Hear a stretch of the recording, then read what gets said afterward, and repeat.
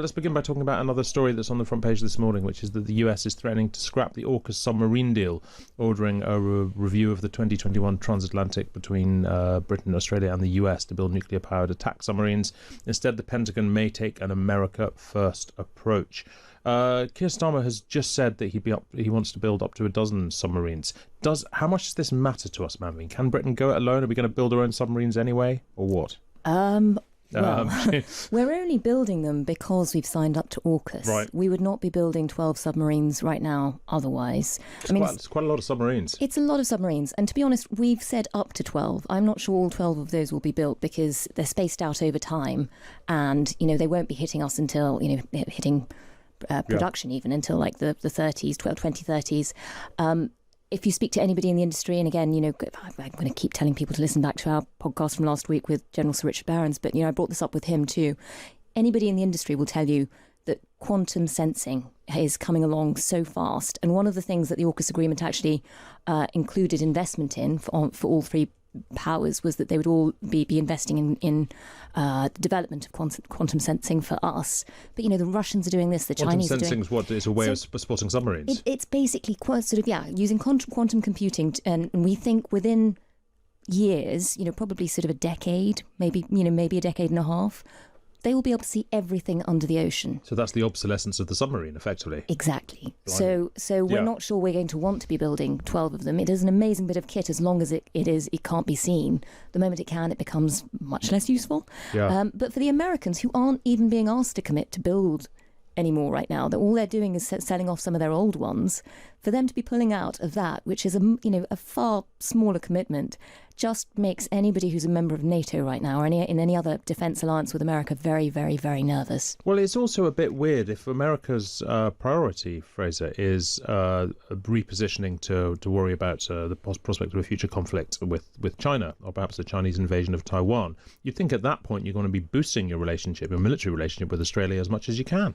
Well, let's remember that this AUKUS deal was as much political and diplomatic as it was military. Rishi Sunak saw this as a chance that would bind Britain to America for a good thing, and also supplanting France out of a deal they were muscled out to Macron's fury.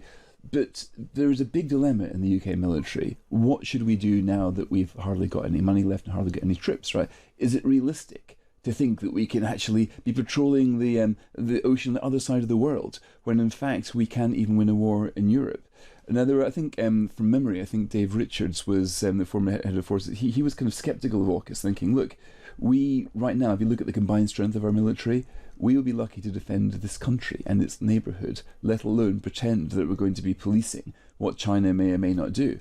And I think and I tend to sympathise with that. So, I do think that Britain should be a country which shapes the world rather than is shaped by it.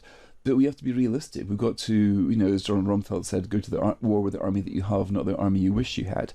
We may wish that we were a country big enough to be the world's policeman, but we're not. If you look at the checks that we've written, these are barely enough to protect these islands, and let alone our neighbourhoods, and look what's happening in Ukraine.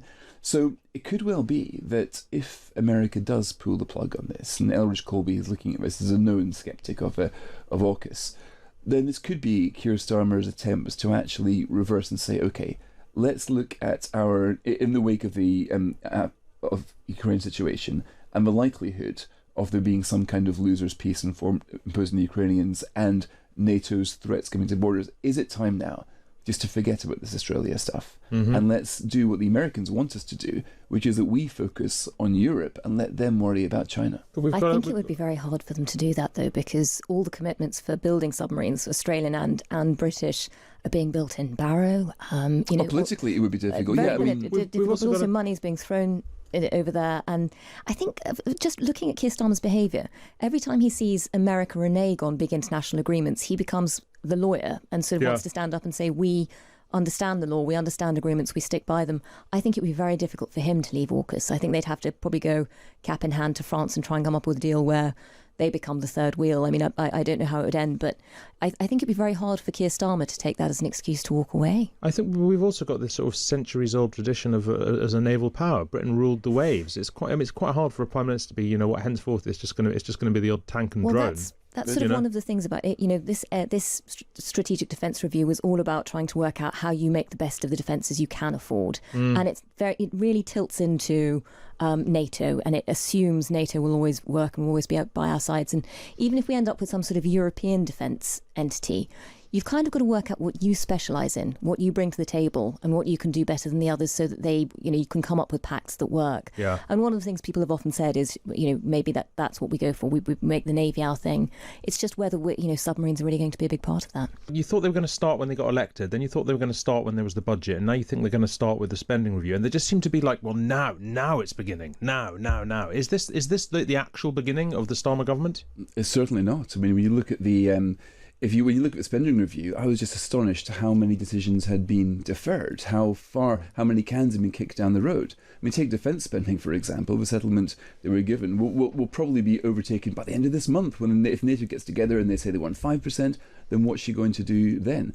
If you actually look at, I think it's paragraph 5.27, where they basically give a green light for all councils to put up tax by something like 5% and assume that they will. Now, if that's the case, that's a massive stealth tax to be paid year after year after year at the what these councils, by the way, why do they need the cash? They need it for social care, and they need it for kids with special educational needs. Both of these are centrally driven things. So what we're having here is tax rises dressed up as devolution.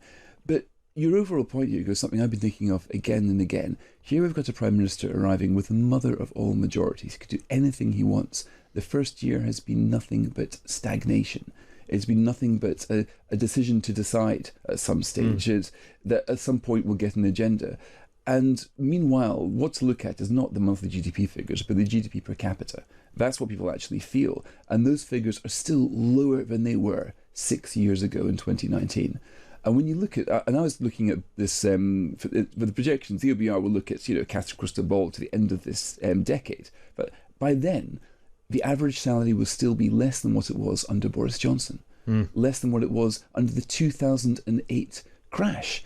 So we're looking at 2 lost decades. And think what kind of mood voters are going to be in by that stage, after having given Starmer this massive mandate, asked him for change, been promised approvals, and by the way, were assured that there wouldn't be any tax rises, when it seems that there will be. Stealth via council tax, stealth via fiscal drag, and probably more tax rises to come. I'm just in awe of somebody who in the middle of an answer like that can say, I think it's paragraph 5.27. Just amazing. I've been geeking out on this thing, but no, because I tell you, as a journalist, I find it amazing how sometimes something is nerdy. Yeah. This paragraph 5.27 can actually be the story. The story is all your council taxes are going to go up by 5%. We baked it in, and we're disguising this as we're giving extra financial firepower. Spending power. When they say spending power, they mean the ability to raise tax. This is bad news dressed as good news. It was deftly done by Rachel Reeves.